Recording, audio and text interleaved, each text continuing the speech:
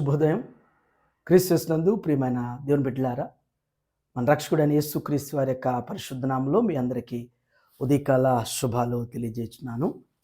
ఈ దినం మన టీఎల్సీ దిన ఆహారంలో దేవుని యొక్క వాక్యాన్ని మనం జ్ఞాపకం చేసుకున్నాం.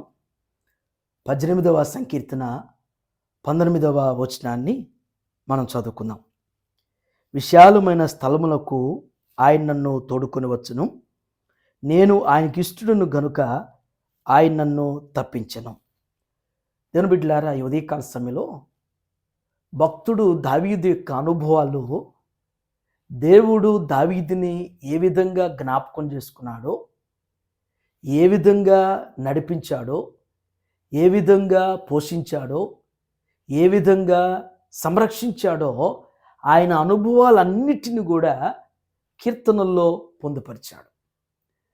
పొందుపరచబడినటువంటి కీర్తనలో ఈ ఉదయకాల సమయంలో 2 తలంపుల ద్వారా పరిశుద్ధాత్మదేవుడు ఈ ఉదయకాలం మనతో మాట్లాడుతున్నారు.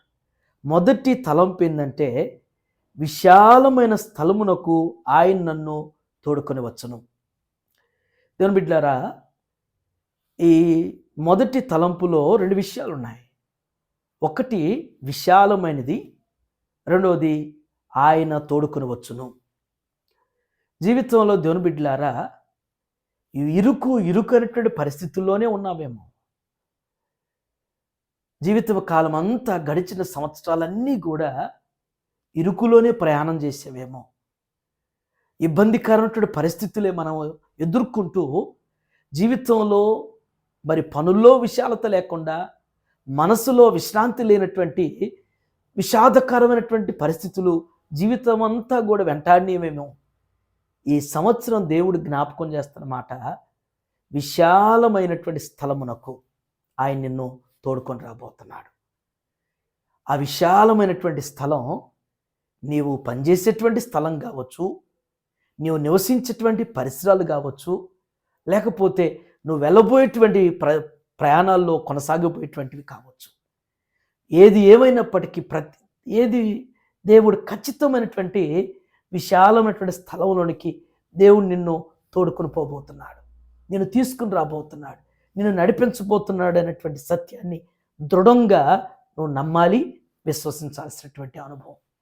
దావీదును ఏ విధంగా దేవుడు మరి ఎలాంటి ఇరుకులో ఉన్నటువంటి దావీదును తీసుకొచ్చి విశాల స్థలములో, మరి విశాలమైనటువంటి స్థితిలో దేవుడు దావీదుని ఎలా కూర్చోబెట్టాడో, భక్తులైనటువంటి వారిని ఎలా కూర్చోబెట్టాడో, ఎలా నిలువబెట్టాడో దేవుడు కూడా నిన్న ఆ పట్ల ఆ విధంగానే నడిపించగలిగినవాడు. మొదటి తలంపు. రెండవ తలంపు, నేను ఆయనకి ఇష్టడును గనుక ఆయన నన్ను తప్పించెను అంటున్నాడు. దావీదు దేవునికి ఇష్టడు కాబట్టే దేవుడు ఎన్నో పరిస్థితుల్లో నుంచి దావీదుని తప్పించాడు. ఈ ఉదయకాల సమయంలో దేవుని బిడ్డలారా, నీవు నేను కూడా దేవునికి ఇష్టమే. ఇష్టలం కాబట్టే గడిచిన సంవత్సరాలన్నింటిలో కూడా ఎన్నో ఆటంకాలు, ఎన్నో అభ్యంతరాలు, ఎన్నో అపాయాలు, ఎన్నో అవరోధాలు, ఎన్నో అవమానాలు, ఎన్నో రకాలైనటువంటి ఒడిదుడుకులు, వ్యక్తిగతంగా, కుటుంబాల పరంగా, బిడ్డల పరంగా, ఉద్యోగపరంగా ఎన్నో పరిస్థితులు, వాటన్నిటిలో కూడా మనం తప్పించబడ్డాం, మనం సంరక్షించబడ్డాం, మనం కాపాడబడ్డాం. అంటే దేవుడు మనల్ని ఇష్టపడుతున్నాడు. దేవుడు ఇష్టపడుతున్నాడు కాబట్టే ఈ నూతన సంవత్సరంలోనికి మనల్ని ప్రవేశపెట్టాడు.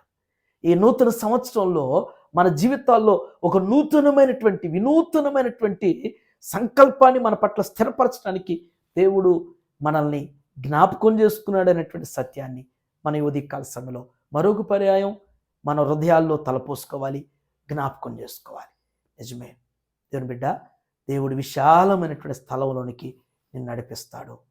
నీకున్నటువంటి ప్రతి పరిస్థితుల్లో కూడా ఆయన నీకు తోడుగా ఉండి, ఇక ముందు కాలంలో నీ యొక్క మార్గాలు, నువ్వు చేసే నీ ప్రయాణాలు, నీ బాధ్యతలన్నింటిలో కూడా దేవుడు నిన్ను తప్పించుకుంటూ నడిపించబోతున్నాడు. అటు రీతిగా పరిశుద్ధాత్మ దేవుడు ఈ లేఖనాలు మన జీవితంలో స్థిరపరుస్తూ, నెరవేరుస్తూ సహాయం చేసి వృద్ధిపరచును గాక. ఆమేన్. దాని బిడ్డలారా, ఈ దిన మన క్వశ్చన్ ఏంటంటే, దేవుడు ఇష్టపడతాడు